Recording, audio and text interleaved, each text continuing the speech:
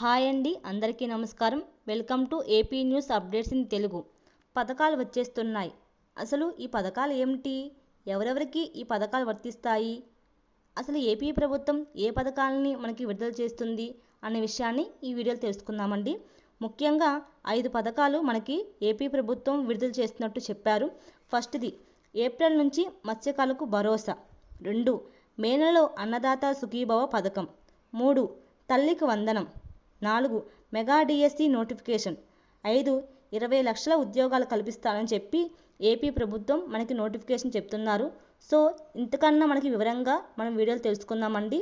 అంతకన్నా ముందు మీరు కనుక నా ఛానల్ని ఫస్ట్ టైం చూస్తున్నట్లయితే ప్లీజ్ సబ్స్క్రైబ్ చేయండి. ఏప్రిల్ నుండి మత్స్యకార భరోసా. ఆంధ్రప్రదేశ్ రాష్ట్ర ప్రభుత్వం మత్స్యకారులకు మరియు రైతులకు శుభవార్త అందించింది.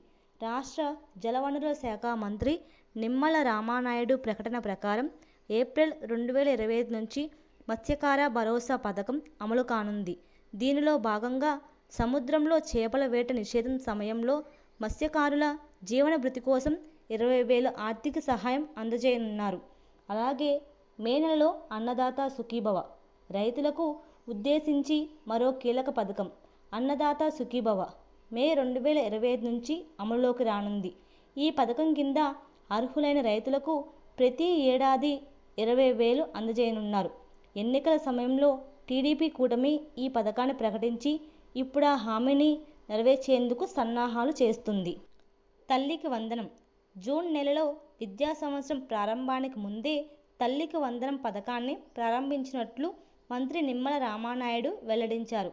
ఈ పథకం ద్వారా స్కూలుకు వెళ్లే విద్యార్థులకు 15,000 రూపాయల ఆర్థిక సహాయం అందించనున్నారు.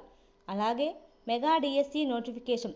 అధికారంలోకి వచ్చిన వెంటనే టీడీపీ ప్రభుత్వం 16,000 ఉపాధ్యాయ పోస్టులను భర్తీ చేసేందుకు చర్యలు చేపట్టింది.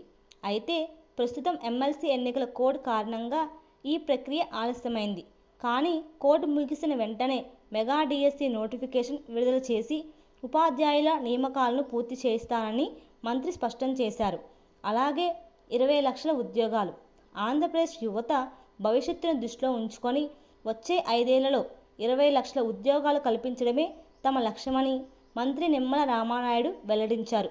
టీడీపీ కూటమి ప్రభుత్వం యువత ఉద్యోగ అవకాశాలను పెంచేందుకు విస్తృత ప్రణాళికలు సిద్ధం చేస్తుంది.